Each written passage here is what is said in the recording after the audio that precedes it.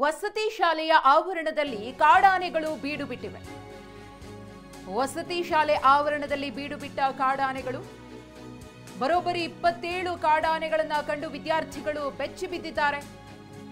Ambar valley ವಸತಿ ಶಾಲೆಗೆ ಇವತ್ತು ರಜೆಯನ್ನ ಘೋಷಣೆ ಮಾಡಲಾಗಿದೆ.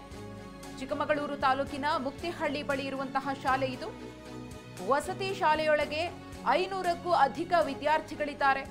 ಶಾಲೆಯಿಂದ ವಿದ್ಯಾರ್ಥಿಗಳು ಹೊರಬರದಂತೆ ಅರಣ್ಯ ಇಲಾಖೆ ಸೂಚನೆಯನ್ನು ಕೊಟ್ಟಿದೆ. 25 ಎಕರೆಗೂ ಹೆಚ್ಚು ಪ್ರದೇಶದಲ್ಲಿರುವಂತಹ ಅಂಬರ್ ವ್ಯಾಲಿ ಶಾಲೆ 27ಕ್ಕೂ ಹೆಚ್ಚು ಕಾಡಾನೆಗಳು ಬೀಡು ಬಿಟ್ಟಿರೋದ್ರಿಂದ ವಿದ್ಯಾರ್ಥಿಗಳಿಗೆ ಮುಂಜಾಗ್ರತಾ ಕ್ರಮವಾಗಿ ಅರಣ್ಯ ಇಲಾಖೆಯ ವತಿಯಿಂದ ಮುನ್ಸೂಚನೆಯನ್ನ ಕೊಡಲಾಗಿದೆ. ಯಾರು ಕೂಡ ಹೊರಗಡೆ ಬರಬೇಡಿ ಅಂತ ಹೇಳಿ ಕಾಡಾನೆಗಳು ಅಲ್ಲಲ್ಲಿ ಸಂಚಾರ ಮಾಡ್ತಾ ಇರೋದನ್ನ ಕೂಡ ಗಮನಿಸ್ತಾ ಇದ್ದೀರಿ. ಇನ್ನು ವಿದ್ಯಾರ್ಥಿಗಳ ಹಿತದೃಷ್ಟಿಯಿಂದ ಶಾಲೆಗೆ ಇವತ್ತು ರಜೆಯನ್ನು ಕೂಡ ಘೋಷಿಸಲಾಗಿದೆ. ಅರಣ್ಯ ಇಲಾಖೆ ಬೇಕಾದಂತಹ ಅಗತ್ಯ ಮುಂಜಾಗ್ರತಾ ಕ್ರಮಗಳನ್ನು ಕೂಡ ತೆಗೆದುಕೊಳ್ಳಲಾಗಿದೆ. Ranganath Purohit floor mill business ನಲ್ಲಿ ಒಂದು ಮಷೀನ್ ಇಂದ 8 ಲಕ್ಷ ಗಳಿಸ್ತಿದ್ದಾರೆ. ನೀವು ಕೂಡ ಅವರಿಂದ ಕಲಿಬೇಕಾ? ಅವ್ರ ಜೊತೆ ವಿಡಿಯೋ ಕಾಲ್ ನಲ್ಲಿ ಮಾತಾಡಬೇಕಾ? ಈಗಲೇ ಫ್ರೀಡಮ್ ಆಪ್ ಡೌನ್ಲೋಡ್ ಮಾಡಿ. ಸುಮಾರು 500ಕ್ಕೂ ಹೆಚ್ಚು ವಿದ್ಯಾರ್ಥಿಗಳು ವಸತಿ ಶಾಲೆಯಲ್ಲಿದ್ದಾರೆ. ಅವರೆಲ್ಲರಿಗೂ ಕೂಡ ಸೂಚನೆಯನ್ನ ಕೊಡಲಾಗಿದೆ. ಮತ್ತೊಂದು ಕಡೆ ದೃಶ್ಯಾವಳಿಗಳಲ್ಲಿ ಗಮನಿಸ್ತಾ ಇದ್ದೀರಿ ಕಾಡಾನೆಗಳ ಸಂಚಾರ ಹೇಗಿದೆ ಅಂತ ಹೇಳಿ. ಅಲ್ಲಲ್ಲಿ ಕಾಡಾನೆಗಳು ಓಡಾಡ್ತಾ ಇವೆ. ವಿದ್ಯಾರ್ಥಿಗಳು ಬಹಳ ಎಚ್ಚರಿಕೆಯನ್ನು ವಹಿಸಿ, ಹಾಗೆಯೇ ಸುತ್ತಮುತ್ತಲಿನ ಪ್ರದೇಶದ ಜನರು ಕೂಡ ಬಹಳ ಎಚ್ಚರಿಕೆಯನ್ನು ವಹಿಸಬೇಕು ಅಂತ ಹೇಳಿ ಅರಣ್ಯ ಇಲಾಖೆಯಿಂದ ಮುನ್ಸೂಚನೆ ಹೋಗಿದೆ.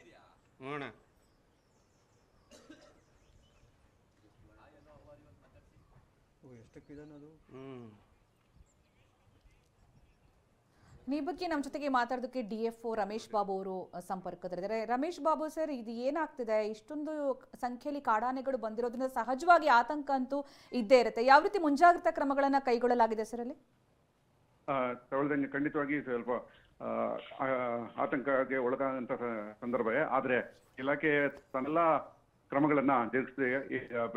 ಬೆಳಗಿನ ಜಾವ ಅದು ಇಲ್ಲಿ ಬಂದ ಕೂಡಲೇ ಮಾಹಿತಿ ಬಂದ ತಕ್ಷಣ ನಮ್ಮ ಆನೆಗಳನ್ನ ಕಾಯ್ಕೊಂಡಿರ್ತಕ್ಕಂಥ ಕೆಲವು ನಮ್ಮ ಸಿಬ್ಬಂದಿ ವರ್ಗದವರು ಜೊತೆಗೆ ಹೆಚ್ಚಿನ ಸಿಬ್ಬಂದಿನ ಕೂಡಲೇ ಸ್ಥಳಕ್ಕೆ ಧಾವಿಸಿ ನಾವು ಸುತ್ತಲೂ ಏನು ಆನೆಗಳು ಬೀಡ್ಬಿಟ್ಟಿದ್ದಾವೆ ಆ ಸ್ಥಳವನ್ನ ಆವರಿಸಿ ನಾವು ಅದನ್ನ ಕಾಯ್ಕೊಂಡಿದ್ದೀವಿ. ಎಲ್ಲೂ ಅವು ಈಗ ಅವಳ ಚಲನವಲನ ನಿಗಾ ಇಟ್ಟು ಯಾವುದೇ ರೀತಿಯಲ್ಲಿ ಅದಕ್ಕೆ ಒಂದು ಡಿಸ್ಟರ್ಬ್ ಆಗೋ ರೀತಿಯಲ್ಲಿ ನಾವು ನೋಡ್ಕೊಳ್ತಾ ಇದ್ದೀವಿ. ಸರ್, ಈಗ ಮಕ್ಕಳೆಷ್ಟು ಸೇಫ್ ಇದ್ದಾರೆ ಸರ್ ಅಲ್ಲಿ? ಈಗ ಮೇಡಮ್, ಈಗ ಅಲ್ಲಿ ಶಾಲೆಯಲ್ಲಿ ಸುಮಾರು 500 ಜನ ಮಕ್ಕಳಿರೋರು. ಅವರು ವಸತಿ ಶಾಲೆ ಮಕ್ಕಳು.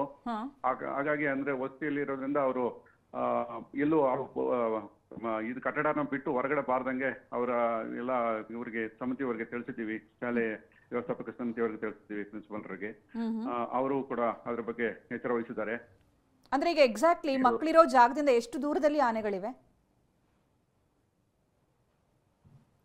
ನನ್ನ ಧ್ವನಿ ಕೇಳಿಸ್ತಾ ಇದೆಯಾ ಸರ್? ಕೇಳಿಸ್ತಾ ಇದೆ. ಎಕ್ಸಾಕ್ಟ್ಲಿ ಮಕ್ಕಳಿರೋ ಜಾಗದಿಂದ ಎಷ್ಟು ದೂರದಲ್ಲಿ ಆನೆಗಳು ಓಡಾಡ್ತಾ ಇವೆ ಅಂತ? ಒಂದು 200 ಮೀಟರ್ ದೂರದಲ್ಲಿ ಇದೆ ಮೇಡಮ್. 200-300 ಮೀಟರ್ ದೂರದಲ್ಲಿ. ಆದ್ರೆ ಸೇಫ್ ಆಗಿದ್ದಾರೆ ಮಕ್ಕಳೆಲ್ಲರೂ ಕೂಡ ಈಗ? ಎಲ್ಲರೂ ಸೇಫ್ ಆಗಿದ್ದಾರೆ. ಈಗ ಏನ್ ಕಾರ್ಯಾಚರಣೆ ನಡೆಸ್ತೀರಾ ಸರ್? ಯಾವ ರೀತಿ ಈಗ ಆನೆಗಳನ್ನ ಅಲ್ಲಿಂದ ತೆರವುಗೊಳಿಸೋದಕ್ಕೆ ಏನೇನ್ ಮಾಡ್ಲಾಗತ್ತೆ ಈಗ? ಸದ್ಯದ ಪರಿಸ್ಥಿತಿಯಲ್ಲಿ ಅವುಗಳಿಗೆ ಯಾವುದೇ ರೀತಿಯಾದಂತ ಡಿಸ್ಟರ್ಬ್ ಆಗದಂತೆ ನೋಡ್ಕೊಂಡು ಮೊದಲನೇ ಪ್ರಾಮುಖ್ಯತೆ. ಅದರ ನಂತರ ಸಂಜೆ ಆದ ನಂತರ ತಮ್ಮಷ್ಟಕ್ಕೆ ತಾವೇ ಅಲ್ಲಿಂದ ಬೇರೆ ಬೇರೆ ಸ್ಥಳಕ್ಕೆ ಹೋಗಂತ ಇದಿರ್ತದೆ. ಸೊ ಅವಾಗೆ ಅವೇ ಹೋಗೋ ತನಕ ಕಾಯ್ಬೇಕಾಗಿದೆ ಈಗ? ಹೌದೌದು. ಓಕೆ, ಇದಕ್ಕಿದ್ದಂತೆ ಈ ರೀತಿ ರೂಟ್ ಚೇಂಜ್ ಮಾಡಿ ಆ ಕಡೆ ಬರೋದಕ್ಕೆ ಏನ್ ಕಾರಣ ಆಯ್ತು ಸರ್? ಗೊತ್ತಿಲ್ಲ.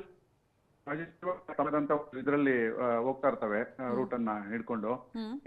ಕಳೆದ 2-3 ತಿಂಗಳಿಂದ ಅದು ಹಾಸನ ಭಾಗದಲ್ಲ ಇದರಲ್ಲಿ ತೋಟ ಮತ್ತು ಕಾಡು ಪ್ರದೇಶದಲ್ಲಿ ಇತ್ತು. ಈಗ ಕಳೆದ 3 ದಿವಸಗಳಿಂದ ನಮ್ಮ ಈಡೋಳು ಪ್ರದೇಶಗಳಲ್ಲಿ ಬಂದು ಇಲ್ಲಿ ಕಳೆದ 2 ದಿವಸದಿಂದ ಒಂದು ಸಣ್ಣ ತೋಟಗಳಲ್ಲಿ ಇತ್ತು. ಒಂದು ದಿವಸ ಒಂದು ಪ್ಲಾಂಟೇಶನ್ ನಲ್ಲಿ ಉಳ್ಕೊಂಡಿತ್ತು.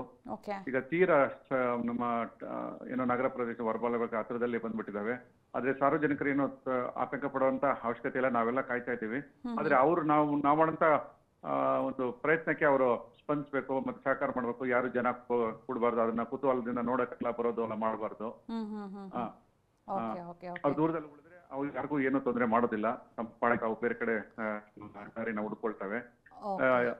ಸಂಜೆ ಅಷ್ಟೊಳಗೆ ನಾವು ಅವುಗಳನ್ನ ಬೇರೆ ಕಡೆ ಮಾಡ್ತಾ ಇದೀವಿ. ಬೇರೆ ಕುಮ್ಕಿ ಆನೆಗಳನ್ನ ಕೂಡ ತರಿಸ್ತಾ ಇದೀವಿ. 8 ಆನೆಗಳು ಬರ್ತಾ ಇದಾವೆ. ಅವುಗಳ ಸಹಾಯದಿಂದ ನಾವು ಅವುಗಳನ್ನ ಬೇರೆ ಕಡೆ ಸ್ಥಳಾಂತರ ಮಾಡಬೇಕು. ಅಲ್ಲಿ ಭೀಮ ಕೂಡ ಇದ್ದಾನೆ ಅನ್ನುವಂತ ಮಾಹಿತಿ ಇದೆ. ಹೌದೌದು ಮೇಡಮ್, ಇದ್ದಾನೆ ಇದರಲ್ಲಿ ಗ್ರೂಪಲ್ಲಿ. ಓಕೆ, ಧನ್ಯವಾದ ನಮ್ಮ ಜೊತೆಗೆ ಮಾತನಾಡಿದ್ದಕ್ಕಾಗಿ ರಮೇಶ್ ಬಾಬು ಅವರೇ.